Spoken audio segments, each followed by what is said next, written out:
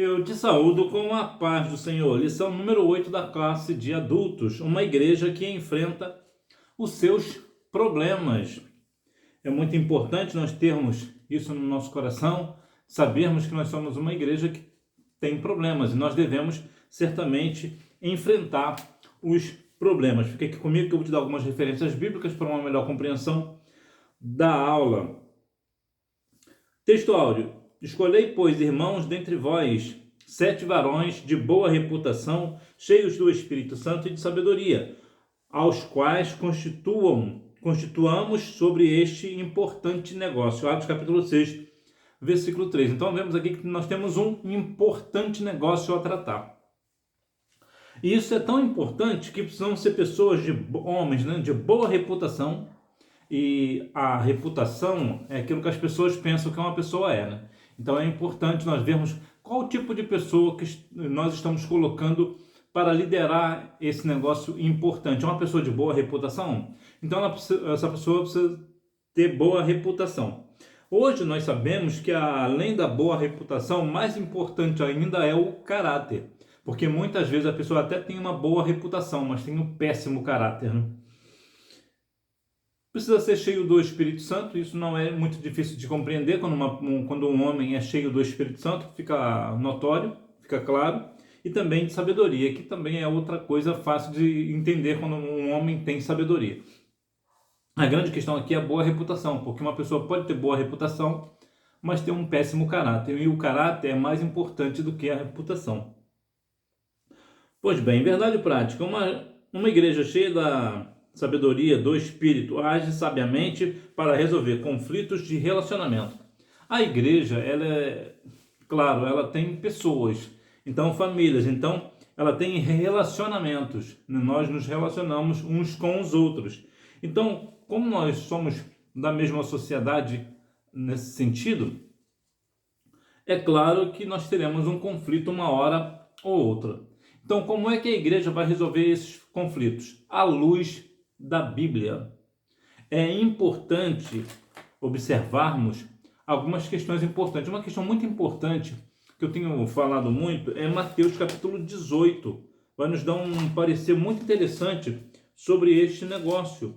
A partir na verdade, o capítulo 18, né? A partir do versículo 15, vai nos dar um parecer que fala sobre o perdão do pecado de um irmão. A partir do versículo 15, vai nos dar um parecer importante, que é muito importante quando vai enfrentar um problema dentro da igreja. Que vai falar o quê? É sobre a questão da repreensão de um irmão, de uma irmã. Se ele tem algo contra vós, nós temos que essa pessoa e falar, orientar, saber o que está acontecendo de fato. Por quê? Para não dar ouvidos a fofocas. Nós devemos, como Jesus disse lá em Mateus capítulo 18, a partir do versículo 15. Nesse sentido, o que tem que se fazer? Olha, tá, e a pessoa vai lá, conversa com a pessoa não, realmente eu estou errado e a partir de agora eu vou me acertar. Então está tudo bem, acabou o assunto, acabou o problema. Agora, se a pessoa insistir, leva mais 2 ou 3 testemunhas. Se realmente essa pessoa continuar no erro, o que faz? Leva à igreja. O que eu estou dizendo isso? É porque muitas vezes as pessoas, no afã de querer parecer ser sério, ser santo ou coisas do tipo, o que acontece? Leva o caso direto para o pastor. E isso causa uma fofoca, na verdade. E o que acontece? Muitas pessoas acabam sendo, muitas vezes, com o seu ministério acabado por conta disso. Por quê? Porque não foi falado o que precisava ser feito, não foi feito o que realmente precisava ser feito. E é possível, e muitas vezes é assim, acabam sendo mal entendido. Então é importante, quando tem um conflito na igreja, precisa trazer as partes, uma de frente para a outra. Para quê? Para não ter esse tipo de problemas, de fofoca, coisa do tipo, mal entendimento. Porque muitos problemas dentro da igreja são causados por falta de comunicação. Então é importante que nós venhamos nos comunicar uns para com os outros, para que não haja assim uma questão ruim entre nós. Introdução. A Bíblia nos mostra que a igreja, mesmo em seus primórdios, enfrentava desafios, mas a busca por soluções em Deus era fundamental. Portanto, sim, sempre houve problema na igreja de Cristo. Por quê? Simples. porque é feita de mim e de você, de pessoas.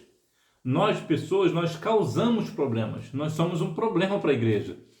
Então, observe que um problema que eu digo assim, de uma forma mais genérica da palavra, né? Porque nós sabemos que nós somos um canal de bênção para as pessoas, mas uma hora ou outra nós, claro, nós falharemos, nós erraremos, então nós acabaremos trazendo problemas para a igreja. Mas de um modo geral, qual é a grande questão? Qual é o grande fundamento? A grande questão de resolver o problema? O grande fundamento, na verdade, para resolver o problema é o Senhor.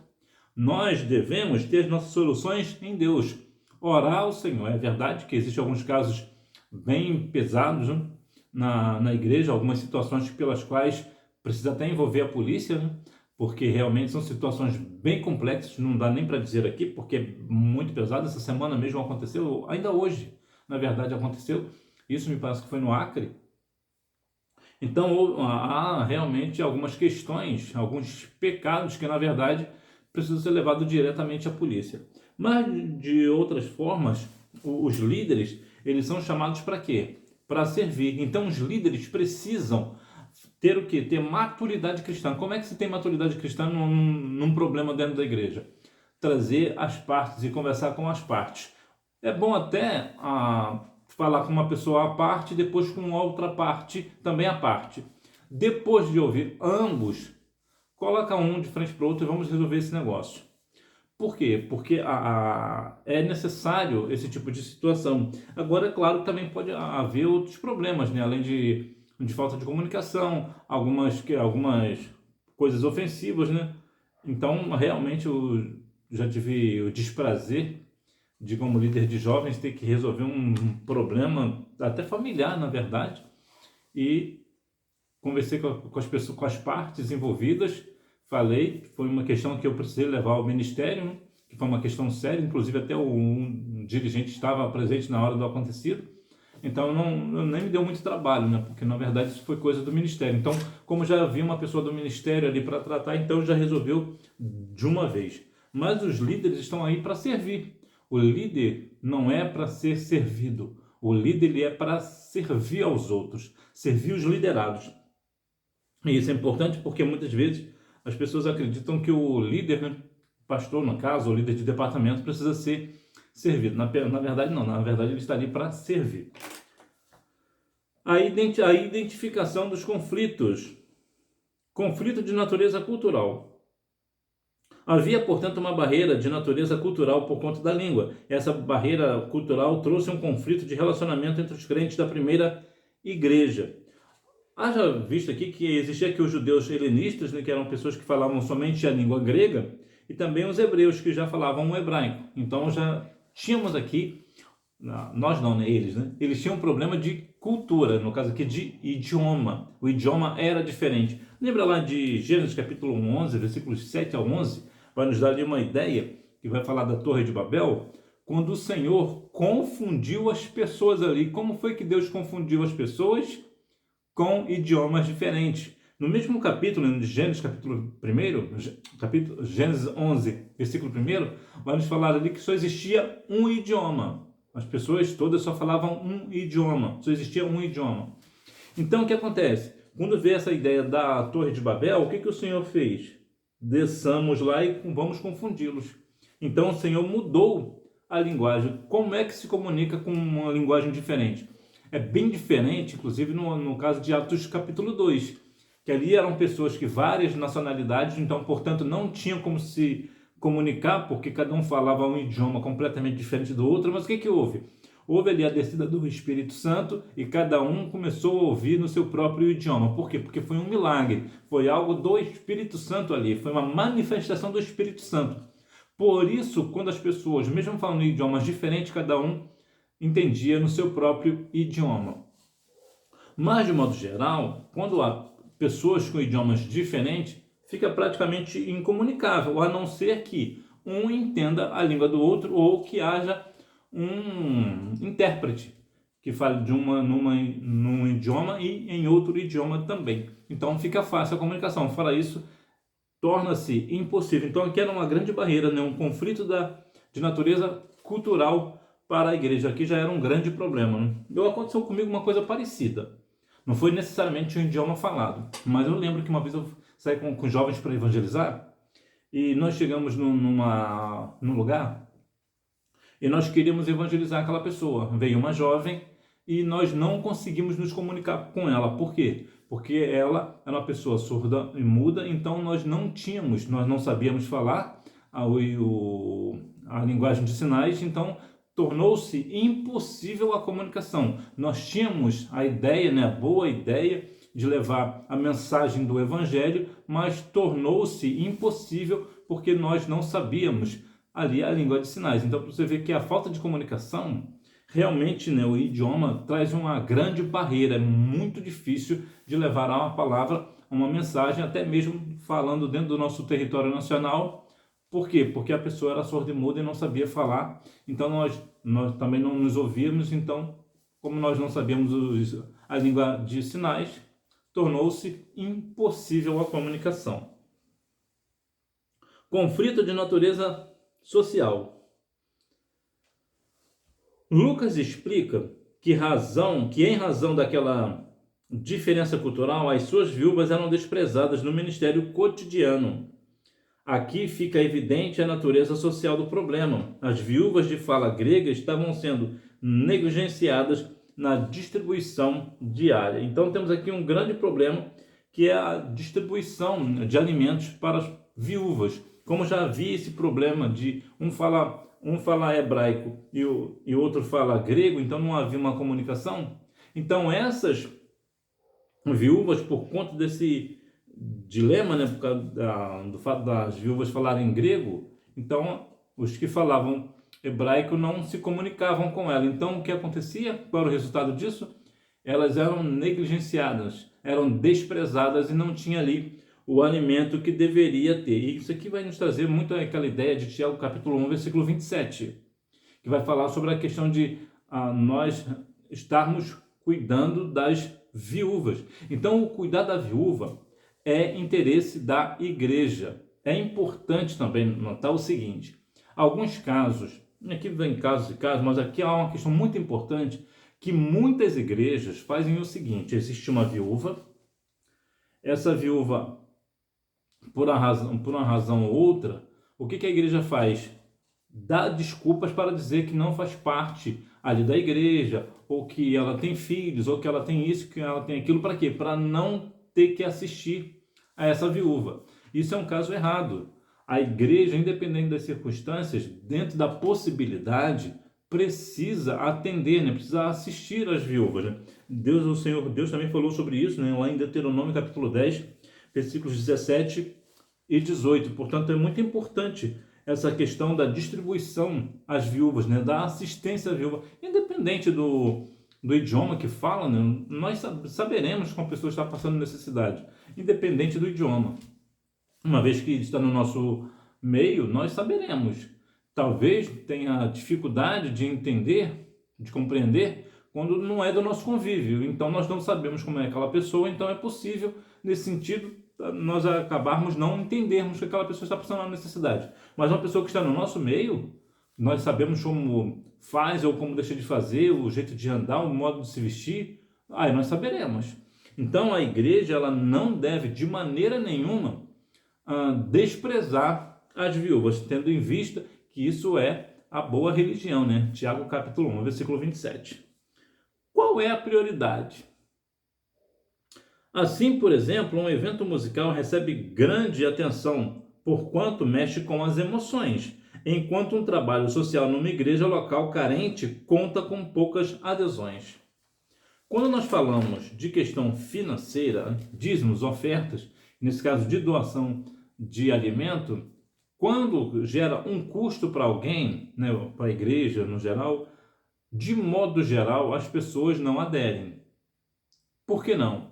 Porque são questões pela qual nós teremos que dar o financeiro ou 1 quilo de alimento, por exemplo, que vai custar um dinheiro e tal, mas isso não traz um retorno. Por exemplo, você sendo dizimista, você dá o seu dízimo, mas isso não traz um retorno. Até porque a igreja não é banco, né? A igreja não é uma instituição financeira que eu vou lá, dou um dízimo X e vou receber 3, 4 vezes mais aquilo. Não é assim que funciona.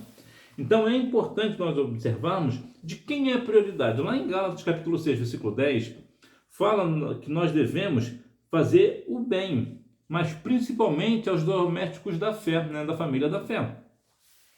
No entanto, vemos que muitas vezes nós queremos parecer espirituais, então nós damos até uma certa frequência, uma boa frequência num trabalho musical, por exemplo, ou numa festividade de um grupo, mas na questão que fala do trabalho social, então nós não fazemos.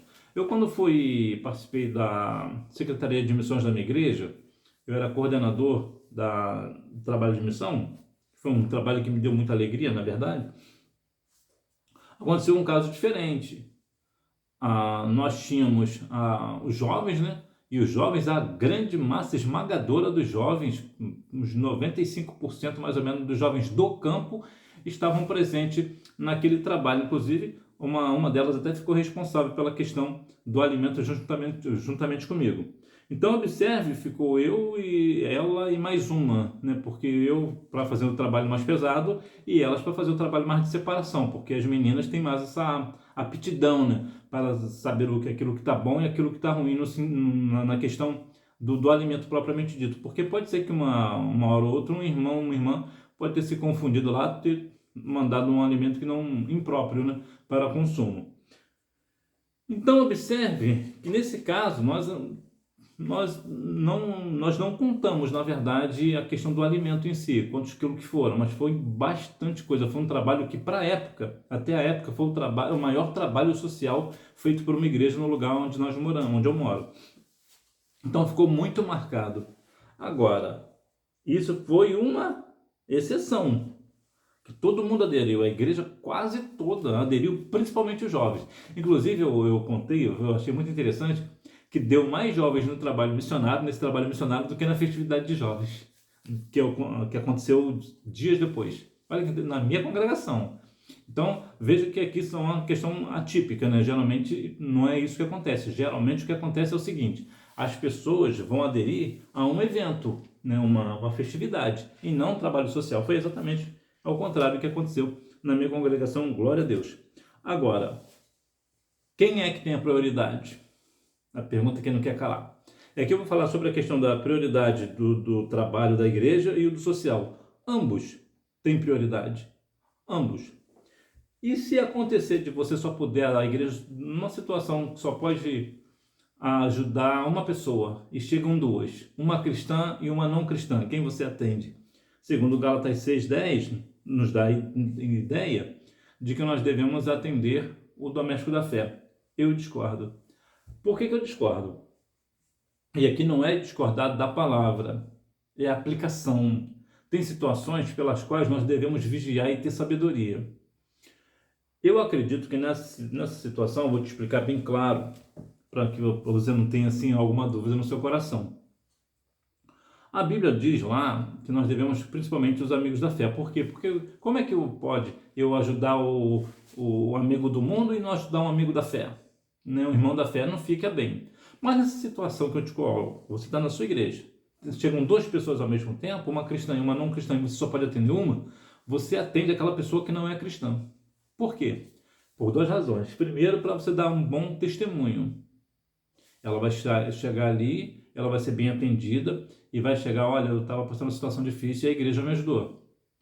E a grande questão também é a seguinte: quando você atende essa pessoa vai começar a falar bem da igreja. E você imediatamente libera essa pessoa, né? Assim, e a pessoa, e o nosso irmão, o que nós fazemos? Nós trazemos ele para o nosso meio e cada um nós fazemos uma cesta básica para ele na hora. Ele vai entender.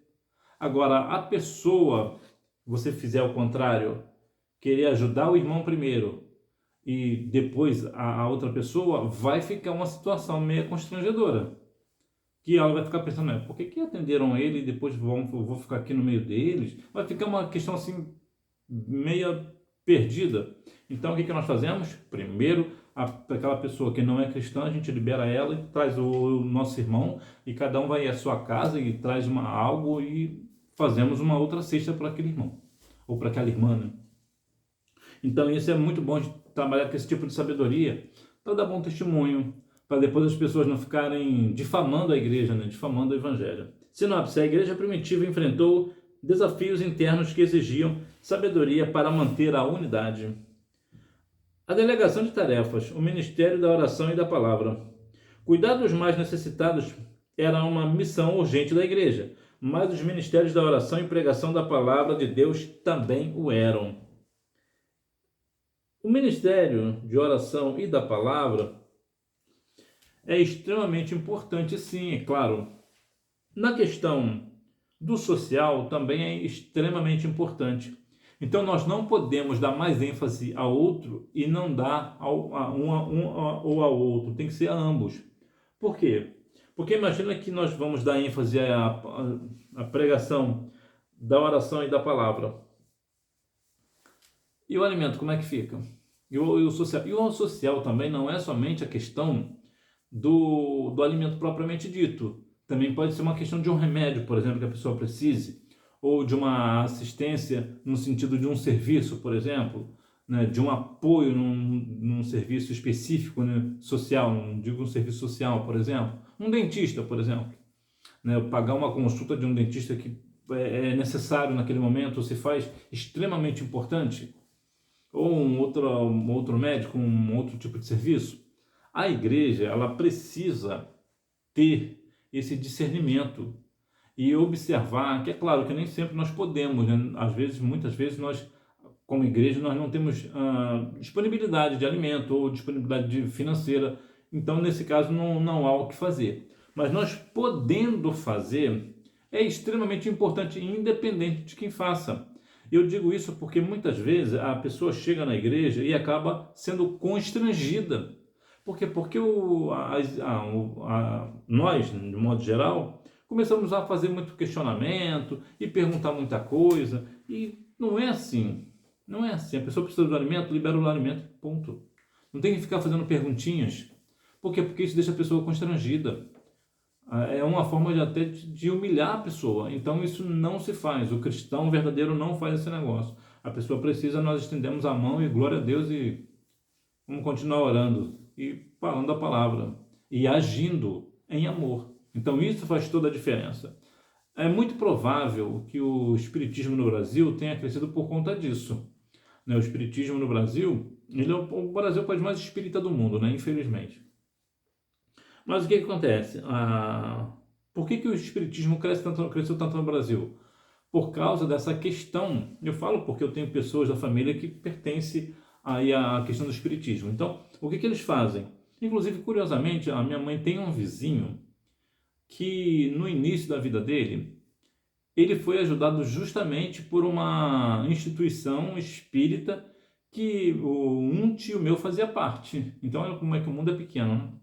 Então, de cidades completamente diferentes, acabou que coincidiu. Então, o que acontece? Quando a pessoa que é espírita, por exemplo, e eles são muito bons nesse negócio de alimentos, essas coisas assim, eles são muito bons no que eles fazem. Então, o que acontece? A pessoa fica tocada com aquele gesto. Então, é uma tendência natural aquela pessoa acabar indo para o espiritismo por conta disso. A igreja, não é que a gente vai trocar uma coisa pela outra, mas, para mim, vale qualquer sacrifício por causa de uma alma. Para mim, vale qualquer sacrifício. Vale qualquer coisa. Então, se é para ser uma questão de alimento ou coisa do tipo, nós, como cristãos, nós devemos, é a nossa obrigação, nós devemos assistir ao povo. Não há conflito entre tarefas. Assim, se a igreja ora e prega, mas não cuida dos necessitados, ela falha em sua missão. Da mesma forma, se a igreja se torna apenas um centro social, negligenciando a oração e a pregação, ela perde a sua essência. Deixa de ser igreja de Cristo e por isso também falha em sua missão. Ou seja, o trabalho social não é inimigo da oração e da palavra, da pregação do evangelho, dos louvores, de fazer culto. Muito pelo contrário, eles andam juntos. Inclusive, temos até o culto de assistência social, né? O que é o culto de assistência social, que certamente deve ter na sua igreja?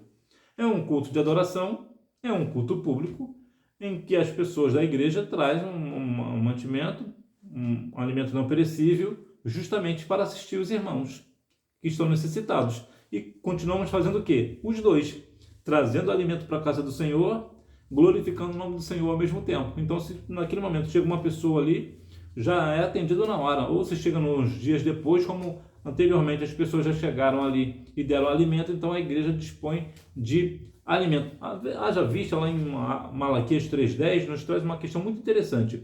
Trazer os dízimos para a casa do tesouro para que haja o quê? Dinheiro? Não, para que haja mantimento.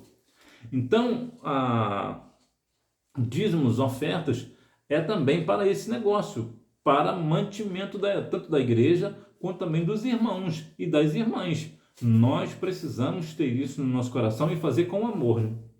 Então, o espiritual e o social andam juntos, eles não são inimigos dentro da casa do Senhor.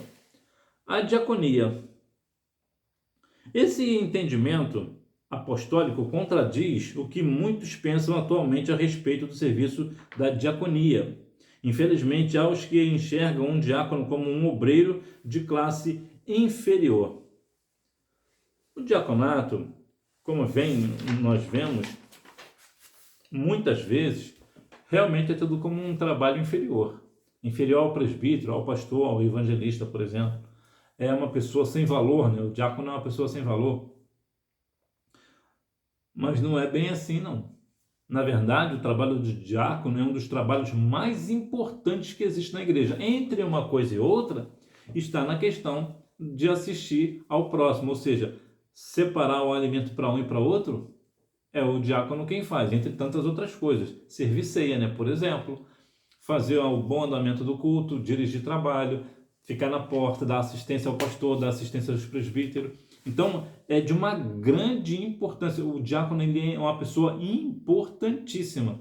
Certa vez eu ouvi uma pessoa dizer, eu não lembro quem foi quem disse, mas eu ouvi certa vez uma pessoa dizer uma coisa que eu achei muito interessante, que diácono é uma pessoa que é um escravo livre. Então, ele gosta tanto do seu senhor que ele opta por trabalhar de graça. Eu achei muito interessante. Eu não sei se tem base isso, já dei uma olhada em alguns materiais importantes, mas eu não achei nada parecido. Mas, de qualquer forma, eu achei muito interessante a colocação. Então, o que nós vemos? Nós vemos os diáconos muitas vezes vivendo, né, e até presenciando situações menores. Uma vez eu lembro que um obreiro da igreja, eu fiquei bem triste com isso, ele virou para mim e disse assim: eu sou presbítero e não vou me rebaixar para um simples diácono. Olha que expressão, é uma expressão completamente perdida, é uma expressão que não condiz com o cristianismo. Como é possível um presbítero pensar que ele é maior do que um diácono? Não é possível, todos nós somos iguais. O que diferencia na questão do presbitério e da diaconia é a questão do trabalho em si. Agora, de importância, o diácono tem o mesmo valor de um presbítero, de um pastor, seja o que for.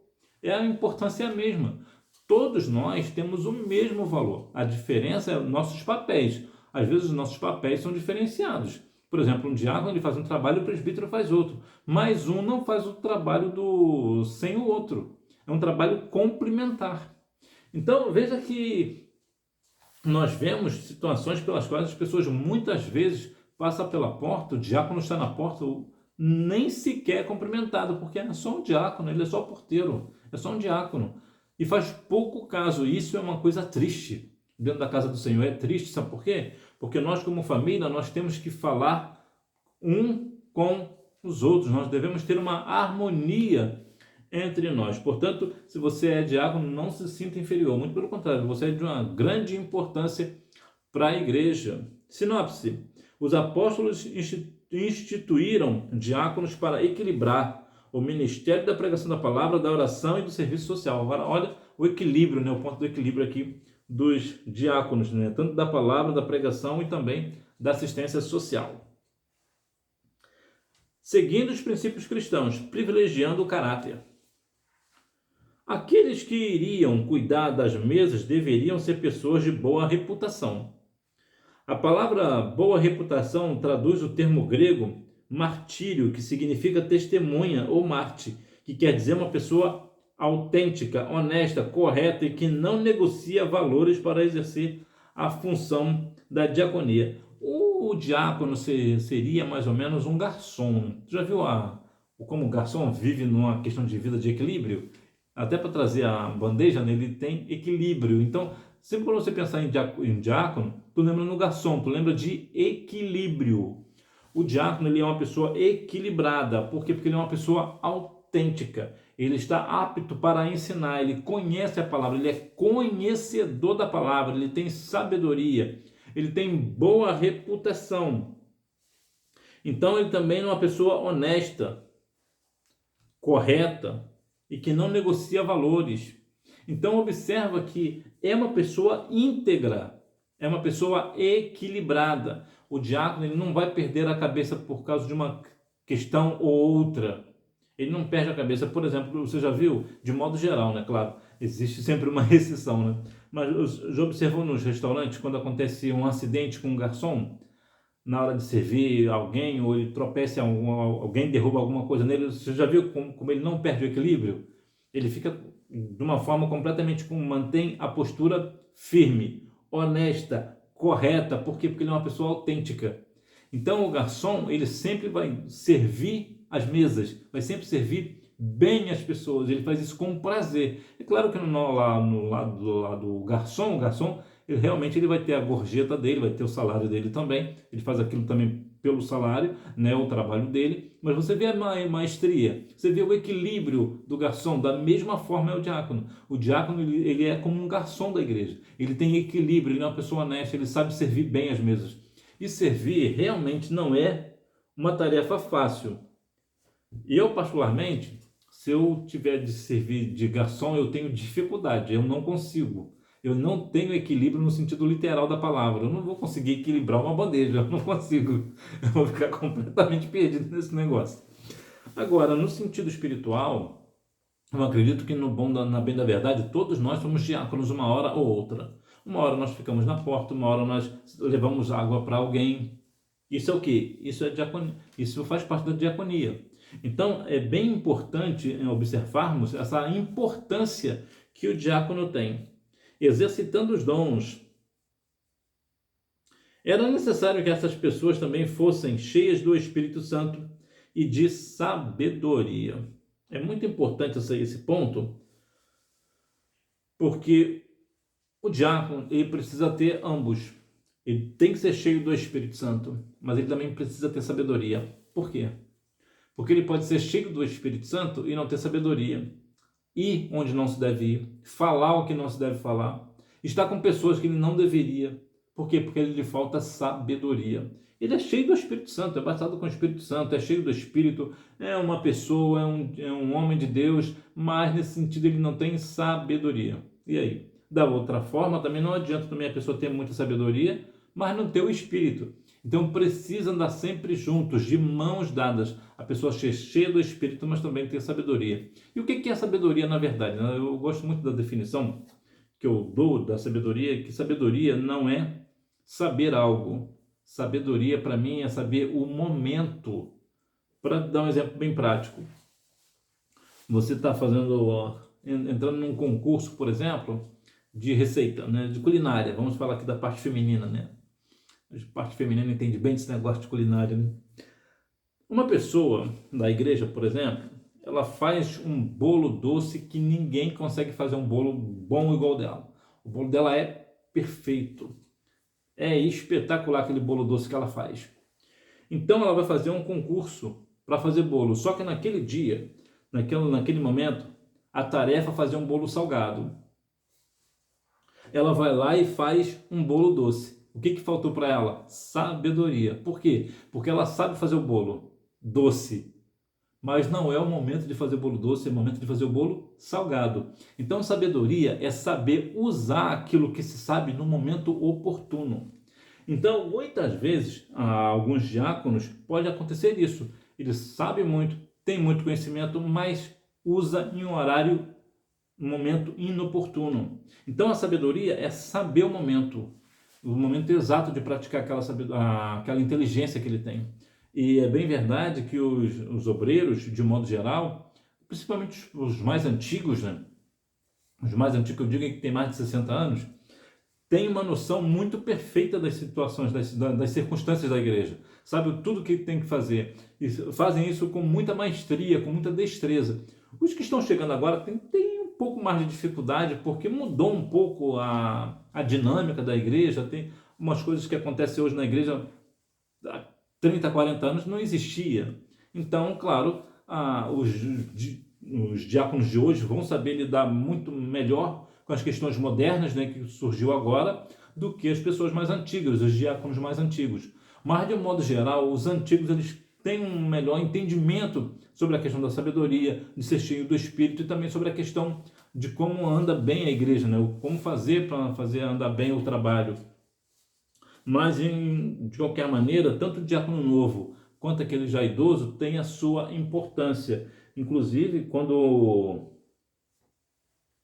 é uma grande questão também, é uma grande oportunidade.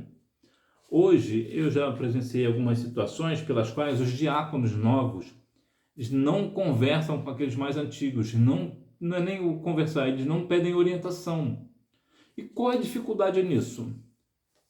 Uma pessoa que tem uma vida aí no cristianismo há 30, 40 anos, é um obreiro de 50, 60, 70 anos, o que acontece? Imagina ser orientado por uma pessoa dessa. É de uma importância, de uma oportunidade única, sabe por quê? Porque aquilo que um obreiro, um diácono hoje, demorará talvez 3 anos, 2 anos, 5 anos para aprender no dia a dia, porque vai acontecer de vez em quando, talvez nunca aconteça, então ele nunca está preparado para isso. Se ele conversa com uma pessoa antiga, ele aprende isso em questão de minutos. Então, quando acontecer tal coisa, ele já está pronto. Por quê? Porque aquele diácono antigo já passou para ele como é que funciona o negócio. O diácono antigo que eu digo que hoje é pastor, né? Deve ser presbítero, então ele já foi diácono, então ele tem uma noção muito melhor das coisas.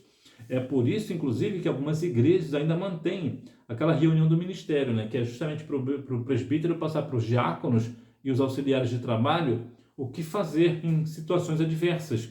Então é de extrema importância também que esse diácono novo, além de ser cheio do Espírito Santo e de sabedoria, exercitando os seus dons, ele também tenha a hombridade, nem até a humildade, né? Por que não dizer?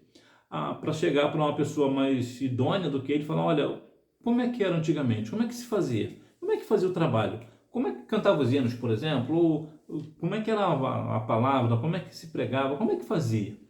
Quando se faz isso, todo mundo ganha. A pessoa idosa vai ganhar porque ele vai se sentir valorizado porque alguém está instruindo alguém. Aquela pessoa que está sendo instruída vai ganhar porque está recebendo instrução. A igreja vai ganhar porque agora ela tem um obreiro novo, mas que tem, sabe, tanta habilidade daquilo que é novo como aquilo que é antigo. Então todo mundo ganha com esse negócio. Então é muito importante um diácono hoje chegar para um presbítero, para um outro diácono que está há mais tempo do que ele. Como é que se faz isso? Não há nenhum problema nesse negócio, mas pelo contrário, vai te evitar um monte de dores de cabeça. Sinopse: a escolha dos diáconos seguiu critérios espirituais, destacando caráter, fé, compromisso cristão e fervor espiritual. Então, não é qualquer pessoa que pode ser diácono. Não é qualquer pessoa. Olha os critérios espirituais. Destaca o caráter, né, da pessoa, né? A fé, compromisso cristão, ainda tem fervor espiritual, tem que ser cheio do Espírito, ter sabedoria. E lá no início vemos que ele tem que ter também boa reputação. Por quê? Porque o que ele vai fazer é um negócio importante. Não é qualquer pessoa que consegue fazer. Se nós observarmos bem, eu falei recentemente que agora há pouco, que todos nós, de uma certa forma, nós somos diáconos, mas se nós observarmos isso, é algumas questões específicas.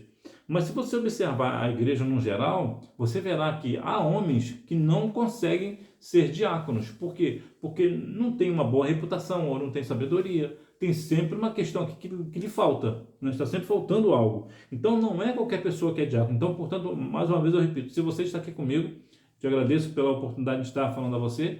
Então, se você é diácono, não se sinta de maneira nenhuma inferior. porque não é qualquer pessoa que chega a ser diaconato. E claro, imagina pastor, né? Então é claro que o diácono hoje pode ser o pastor de amanhã. Se ele não for diácono hoje, vai ser impossível ele ser um pastor amanhã, um presbítero amanhã. É impossível, porque o diácono, pelo menos para mim, é o ponto de equilíbrio. Porque o diácono, geralmente, ele tem mais de 40 anos, de modo geral. É claro que algumas igrejas hoje ainda conseguem pegar um diácono mais novo, né? Algumas igrejas, por exemplo, exige, além dessas questões que eu já falei da lição de hoje, existem algumas igrejas que, além de tudo isso aqui, essa pessoa ainda tem que ser batizada com o Espírito Santo. Se não for batizada, pode ter todos os critérios. Não ser espancador, ter sabedoria, ser cheio do Espírito, ter boa reputação e tudo mais, mas se não for batizado com o Espírito Santo, não entra para a questão do diaconato. Então você vê que o negócio realmente é bem apertado.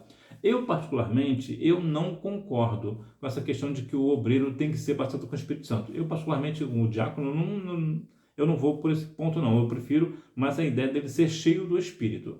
Eu não vejo aqui a questão da importância. É claro que se ele for batizado com o Espírito Santo, melhor. Mas para mim não é critério para ser diácono. Mas para você ver que em alguns casos, até para ser diácono, até batizado com o Espírito Santo precisa ser. Então é importante que você, mais uma vez, saiba do valor que você tem na igreja, do valor que o diácono tem na casa do Senhor. E verdadeiramente ser diácono não é para qualquer pessoa. Conclusão. Devemos nos dedicar tanto ao ministério da oração e pregação, como também à assistência aos mais necessitados. Ou seja, a igreja precisa cuidar da alma, né, e também do corpo. A igreja ela precisa tanto estar alimentando a alma com oração, jejum, fé, pregação da palavra, ensinamento da palavra, mas também precisa também alimentar o corpo, né? Arroz e feijão, por exemplo, no nosso caso, né? Precisamos ter essa ideia de que realmente o irmão, a irmã está passando essa situação difícil, tem criança, principalmente, tem alguns casos que tem criança, vamos ali dar um suporte, vamos fazer uma cesta básica, entregar para casa daquela pessoa e ver também se ela está precisando de algum valor em dinheiro para ver alguma coisa, para comprar alguma coisa de urgência, um remédio, coisa do tipo. Então a igreja precisa fazer esse trabalho, é necessário, porque somos irmãos. A Bíblia diz que se alegrar com os que se alegram e chorar com os que choram. Olha, se eu estou vendo o meu amigo, o meu irmão, a minha irmã padecendo necessidade e não me compadeço dele, eu não entendi a mensagem do Evangelho. E, realmente o Espírito Santo não está em mim. Porque haver um irmão, uma pessoa que está comigo na igreja, e eu fazer pouco caso da situação do irmão, da irmã, verdadeiramente isso não vem da parte do Senhor. Revisando o conteúdo, número 1. Gregos refere-se aos judeus helenistas, que falavam grego e tinham influência da cultura grega, enquanto hebreus eram judeus de fala aramaica, ligados à tradição judaica de Jerusalém. Número 2. O conflito era de natureza cultural, devido às diferenças de idiomas e costumes, e de natureza social, pois as viúvas dos helenistas estavam sendo negligenciadas na distribuição diária de mantimentos. Número 3. Não há essa contradição onde um é mais espiritual e o outro menos. Tudo faz parte de uma única missão da igreja. Número 4. A palavra diaconia tem a ver mais com a função do que com a forma. Assim, em Atos 6, o que está mais em destaque é a função exercida pelos 7 diáconos do que o cargo ou o ofício ocupado por eles. Número 5. Nas exigências das qualificações exigidas para o exercício do diaconato, o caráter ganha ênfase. Aqueles que iriam cuidar das mesas deveriam ser pessoas de boa reputação. Então, que nós venhamos a cada dia mais ter carinho pelos nossos diáconos, né? Começar a olhar para eles de uma forma mais carinhosa, né? Mais amorosa, realmente até mesmo respeitosa, né? Porque verdadeiramente a igreja tem problemas e os diáconos muitas vezes é parte da solução. ou talvez todas as vezes faz parte da solução. Até na questão da ceia, por exemplo, quando um irmão não pode ir à ceia, geralmente quem leva a ceia é o diácono. E muitas vezes esse diácono deixa de estar com a família no domingo, com a família no almoço de domingo, para quê? Porque aquela pessoa, aquele cristão, mora muito distante da igreja, então ele precisa ter um carro ou mesmo um transporte público e vai demorar muito para ir, para voltar, então ele vai perder o almoço da família dele para estar levando a ceia para alguém. Então, verdadeiramente, o trabalho do diácono é de muita importância. Que Deus em Cristo continue abençoando o seu trabalho como diácono, que Deus continue te fortalecendo e que você sempre lembre-se de um detalhe sobre o diácono: você é a parte do equilíbrio. Você equilibra a bandeja, lembra? Não deixa a bandeja cair. Então, independente do que as pessoas façam com você, então, por quê? Porque você tem equilíbrio, porque você é uma pessoa honesta, de bom caráter, de boa reputação, que não negocia valores. Por isso, você é uma pessoa equilibrada. Você não toma atitudes precipitadas quando alguém faz algo com você. Muito pelo contrário, você ora ao Senhor, porque você tem tanta parte social quanto a parte espiritual contigo. Que Deus em Cristo continue abençoando a sua vida, o seu ministério de diaconato. Fica na paz e até uma próxima vez, se Deus quiser. Tchau, boa aula!